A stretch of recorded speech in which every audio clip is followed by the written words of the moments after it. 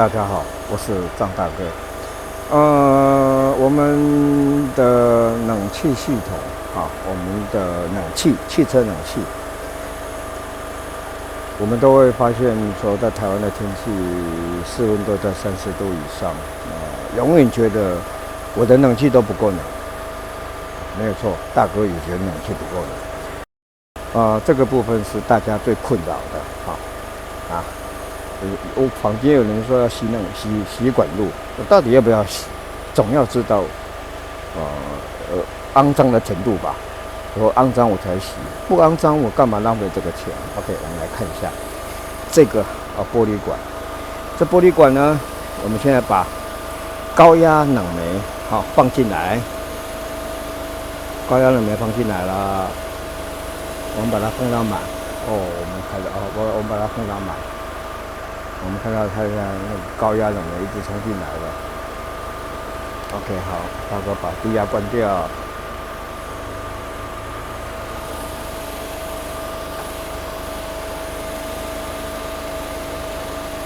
好，大哥把高压放进来了，来看看它到底里面的管路，它冷媒到底冷冻油够不够？太多还太少？那冷媒的管路安装程度，那里面的含水量多与少，如果含水量多的话，当然已经占了冷媒的空间，所以说它效率一定是不好的我们现在在让高压的冷媒充满这个瓶罐。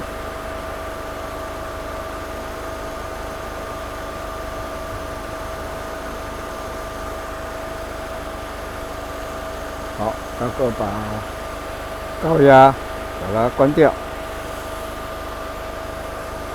我们看到这里面，第一个我们看到这个玻璃瓶里面有很多的脏点细细的脏点这是肮脏的冷冻油，代表它这个管路是肮脏的如果在干净的程度是都不应该看到这个小一点点的黑点。然后第二个，我们看到它这个冷媒里面不是白浊的，白浊的是什么原因呢？其实它不是冷媒肮脏，冷媒不会脏的因为冷媒它灌的封装的冷媒却绝对是干净的。那今天会有白的泡泡，雾状的我们简单讲说雾状的，是因为它里面有空气，也就是说它的真空度，当时抽真空的时候并没有抽得很完整，所以它里面是有空气。因为空气在高压状态，现在的高压应该在200 psi 左右200 psi 的话，它所有的水都变成水蒸气的，在高压状态都已经变成水蒸气了，被挤压出来了。所以我们看到2个结论：第一个很多黑点，这个代表它冷媒是肮脏的，管路是肮脏的。第二个，它有泡泡，它永远不会澄清。如果说理想新车状态应该是清清如水清清如水，但是它这个永远是泡泡，这泡泡是永远消不掉的。泡泡消不掉的话，是因为里面有空气大哥把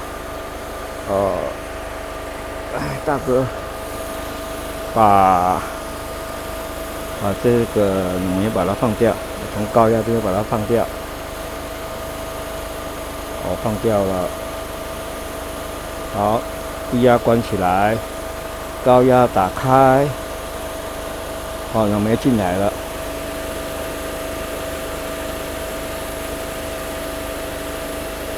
那等一下我们试着来了解一下。OK， 好，冷媒到了，关闭。至于说，第一个我们看到肮脏，第二个里面有泡泡，有雾状的，雾状那是空气那不是牛奶这是空气。那我们试着来看看里面的冷冻油到底有多少因为大哥就单手，我试着在最佳的角度来让我们看清楚。大哥把低压打开一点点，把低压放掉，不要放太多，也就是说，冷冻油，冷冻油是在就好像我们可乐瓶里面的二氧化碳一样哈。然后大概放这里好了，我把低压打开一点点，也就是让冷媒跑掉，然后让里面的冷冻油流下来。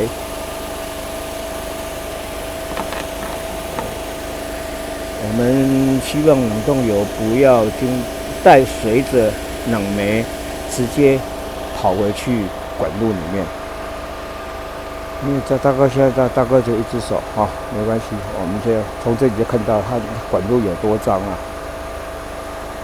然后现在呢，慢慢的冷媒回到从低压流回去我们整个系统，然后不要让冷冻油随着这个气体跑回去。那我们主要是要看冷冻油留下来是多少以这个瓶罐差不多20 CC 左右以这个内容积差不多大概在25 CC 左右。那留下来的冷冻油到底是多少？因为冷冻油如果它是不会挥发的如果说我们慢慢的控制，它冷冻油应该会是留下来的。也就是说，好像让可乐瓶里面的二氧化碳跑掉一样，然后让可乐的溶液的确留下来。这情况有点像这样子我大概试着再放一点开度再开一点。现在看到泡泡冒泡的其实是冷媒134的冷媒流回管路里面，因为进来的是高压200 psi， 那低压大哥打开的这个低压是大概在35、40左右。OK， 好，流光光了，我们来看看。如果以这个系统，我们几乎看不到冷冻油，代表说它这个冷冻，因为这里说我们以25 CC 的冷媒，以大哥刚刚的状态，它应该还可以看得到冷冻油一点点，一点点在流动。那现在我们看到的，现在完全里面玻璃瓶是空的，只看到脏的一些油污那是冷冻油，然后没看到冷冻油流下来，没看到冷冻油流下来，代表它冷冻油并不是很多，没有过多，有点过少。那从这个状态，我们就可以了解到，这个整个冷媒的状况是怎么样。结论：管路肮脏。第二个，真空度，里面的含水量过多。第三个，冷媒有点冷冻油有点不足。OK， 好，今天大哥报告到此结束，拜拜。